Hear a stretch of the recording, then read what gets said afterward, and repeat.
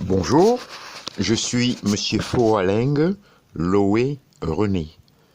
Aujourd'hui, dans le cadre du cours d'économie, nous allons voir le penseur monétariste Milton Friedman. Milton Friedman, né le 31 juillet 1912 à Brooklyn, New York, est mort le 16 novembre 2006 à San Francisco, est un économiste américain, considéré comme l'un des plus influents du XXe siècle. Ardent défenseur du libéralisme, il obtient le prix de la Banque de Suède en 1976. Il travaille sur des domaines de recherche, aussi bien théoriques qu'appliqués, étant à l'origine du courant monétariste, ainsi que le fondateur de l'école de Chicago. Il est également un commentateur politique et essayiste à succès. Ses deux œuvres majeures sont d'abord son livre Capitalisme et liberté en 1962, puis sa série d'interventions télévisées 1980 intitulée Free to Choice, la liberté de choix.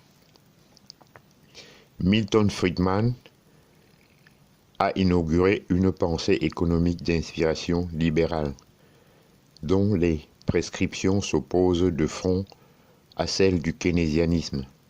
Ces idées ont eu une influence considérable dans le monde politique et de l'économie dans les années 1980. Milton Friedman, fondateur de l'école de Chicago, a été un critique virulent de l'interventionnisme étatique et de la politique et des politiques économiques keynésiennes. Conseiller du président Nixon à la fin des années 1960, on lui reproche d'avoir été l'inspirateur en économie avec ses disciples ultra-libéraux surnommés les Chicago Boys. Du dictateur chilien Augusto Pinochet, il a reçu le prix Nobel d'économie en 1976 pour ses découvertes dans le champ de l'analyse de la consommation, de l'histoire et de la théorie monétaire, pour sa démonstration de la complexité des politiques de stabilisation monétaire. On va voir maintenant la théorie quantitative de la monnaie. Milton Friedman est le père du courant monétariste et a notamment réactivé la théorie quantitative de la monnaie. Selon celle-ci, c'est l'argumentation de la masse monétaire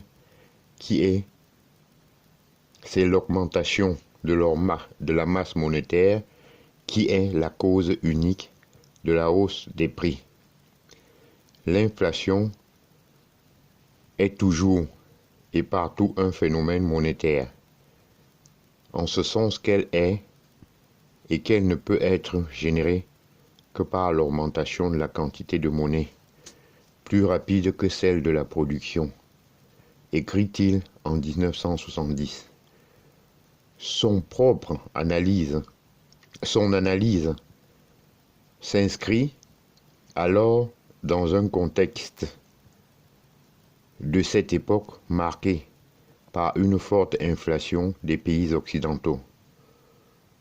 Surtout, Friedman permet d'expliquer le phénomène de stagflation, c'est-à-dire croissance faible et inflation forte, auxquels sont confrontés les pays occidentaux dans les années 1970, notamment suite au choc pétrolier de 1973 et 1979. Il ne suffit pas d'abaisser les taux d'intérêt, c'est-à-dire ce qui augmente en retour l'inflation, pour lancer l'investissement et la croissance. Dès lors, Friedman recommande en premier lieu de lutter contre l'inflation, phénomène qu'il juge dangereux et sans aucun bienfait à terme pour le fonctionnement de l'économie, en réduisant la masse monétaire et en augmentant les taux d'intérêt. C'est cette politique qui sera menée par Paul Volcker à la tête de la FIT à partir de 1979 et qui parvient à diminuer l'inflation de 13,5% en 1981 à 3,2% en 1983. Passons maintenant à la critique de l'interventionnisme public. Concernant la consommation, Milton Friedman a formulé l'hypothèse du revenu permanent, qui postule que les agents économistes agissent non pas seulement en fonction de leurs revenus disponibles, mais en fonction de leurs revenus futurs qu'ils anticipent. Celui-ci étant relativement stable, ce phénomène tend à lisser l'évolution de la consommation et la rendre moins sensible, d'une part, aux évolutions de la conjoncture, d'autre part aux politiques de relance préconisées par Keynes. Par ailleurs, Milton Friedman, que toute intervention politique conjoncturelle est vouée à être trop tardive du fait de la lenteur inhérente au prix de décisions publiques et du caractère retardé de leurs effets. Dès lors, toute politique de relance risque d'être alimentée par une surchauffe et d'aggraver la crise. Maintenant, on va voir le taux de chômage naturel. À propos du chômage, Milton Friedman a développé l'idée d'un taux de chômage naturel.